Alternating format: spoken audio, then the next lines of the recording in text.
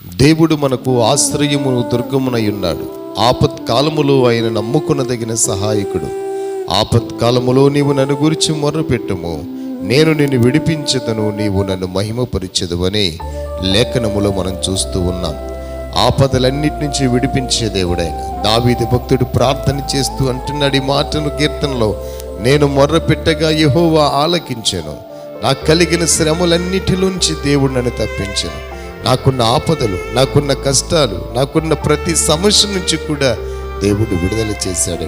ప్రియ దేవుని బిడ్డలారా, నీకున్న పరిస్థితుల నుండి, నీకున్నటువంటి అవాంతరాల నుంచి విడుదల చేయగలిగే సమర్థుడు ప్రభువారు చెప్తున్నారు. నువ్వు దేనిని గురించి చింతపడొద్దు, దేనిని గురించి నువ్వు కలవరపడొద్దు.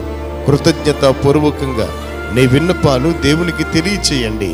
నీ ప్రతి అక్కరతను, నీ ప్రతి అవసరతను ఎరిగిన దేవుడు ఉన్నాడు. కుమిలిపోకు నేస్తమా, కృంగిపోవద్దు. ఎందుకంటే నువ్వు నమ్మిన దేవుడు నమ్మదగిన దేవుడు. ఆయన నిన్ను విడిచిపెట్టడు.